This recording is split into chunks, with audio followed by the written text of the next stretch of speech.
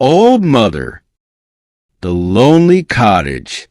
In a quiet village nestled between rolling green hills, there stood an old cottage with ivy creeping up its stone walls. The roof sagged slightly, and the windows, though clean, had the cloudy look of age. Inside this humble home lived an old woman named Eleanor, known to everyone simply as Old Mother. Eleanor had lived in the village for as long as anyone could remember.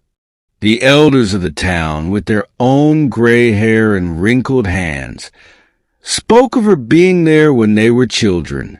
Yet Eleanor herself never seemed to change much. She was small and thin, her back slightly bent, but her sharp blue eyes still held a spark of life.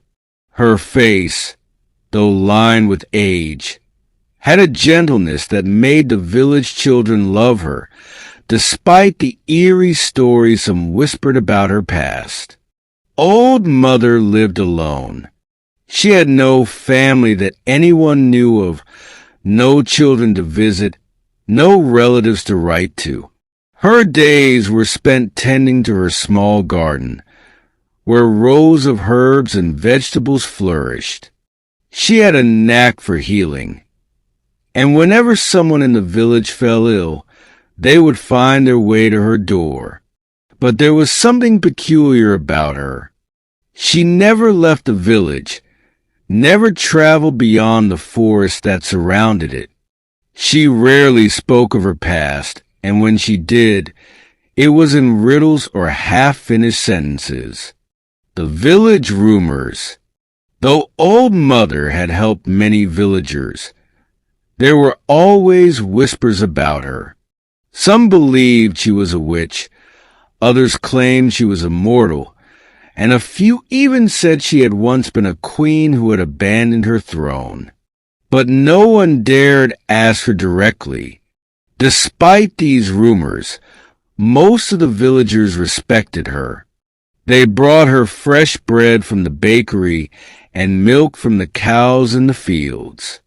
In return, she would give them small bottles of potions that cured fevers, teas that soothed aching bones, and ointments that healed wounds faster than any doctor's medicine.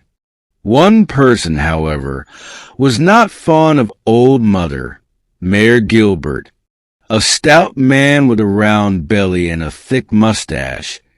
He believed in order and progress. He disliked anything that seemed out of place, and to him, Old Mother was an old relic of the past that should be forgotten.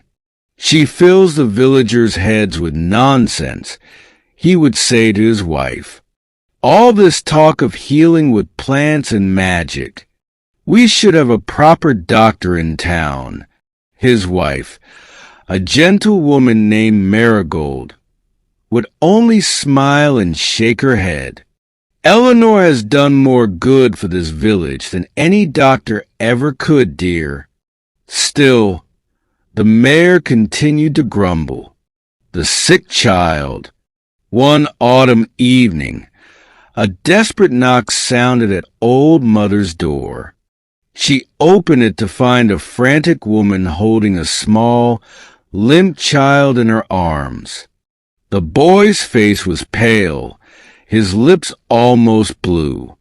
Please, Old Mother, the woman begged, tears streaming down her face. It's my son, Daniel. He has a terrible fever, and the doctor says there's nothing to be done. Old Mother's sharp eyes softened. She stepped aside and gestured for the woman to bring the child inside. Laying him on her small bed, she placed a cool hand on his forehead. His skin burned like fire. Without hesitation, she moved around her home, gathering herbs and powders from shelves. She brewed a dark, earthy-smelling tea and gently coaxed the boy to drink it. Then, She placed a damp cloth on his head, murmuring soft words under her breath. The boy's breathing, which had been ragged and shallow, slowly grew steadier. The mother gasped, her eyes wide. "He will sleep now," Old Mother said, her voice calm.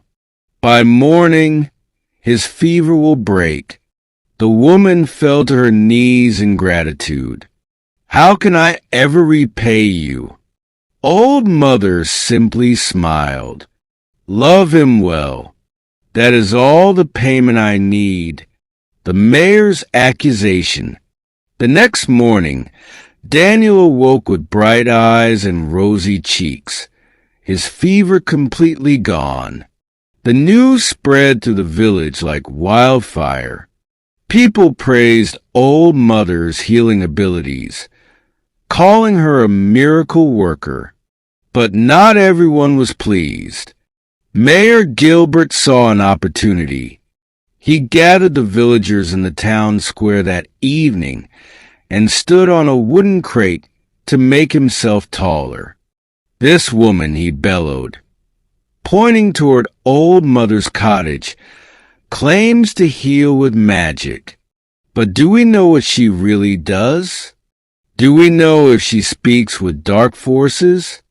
Who is she, really?" Murmurs spread through the crowd. Some shook their heads, unwilling to believe such accusations. But others, frightened by the mayor's words, started to question what they had always taken for granted. "She never ages," one villager whispered. "She always knows what to do, no matter the sickness," another added. The fear spread like a shadow. That night, a group of villagers, led by the mayor, marched toward Old Mother's cottage with torches in hand. The truth revealed. Old Mother was waiting. She stood in front of her home, her hands clasped, her face unreadable. "Eleanor," the mayor said, his voice stern, "tell us the truth. Who are you?" For the first time in years, Old Mother sighed. She looked up at the sky, where the moon hung full and bright, then back at the villagers who had once been her friends. "I am not a witch," she said. "I am simply old, older than you can imagine." The crowd hesitated. "I was once like you," she continued, "a young girl, full of dreams. But I made a choice to stay, to help, to heal. And with that choice came a price." She held out her hands. They trembled slightly, the skin thin as paper. "I do not age like you. I do not die like you. I am bound to this land, to this village. I can never leave." The villagers fell silent. Then a voice broke through the hush. "She saved my son." Daniel's mother stepped forward, her chin lifted. "She has saved many of us. You call her strange, but she has never harmed us, only helped." Others nodded. The fear in their eyes faded.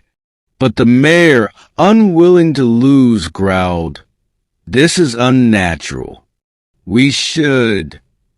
No, Marigold, his wife, stepped in front of him. She looked at her husband with disappointment. "She has done nothing wrong, Gilbert. Let her be." Slowly, the crowd dispersed. The eternal watcher. Life returned to normal, though the villagers looked at Old Mother with a newfound respect.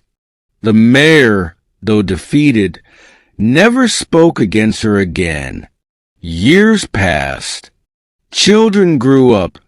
Elders passed on, but Old Mother remained, always watching, always helping. And when someone new arrived in the village and asked about her, the people would smile and say, "She has always been here. She is our old mother." And so she stayed, bound by time and fate, forever the guardian of the village she loved.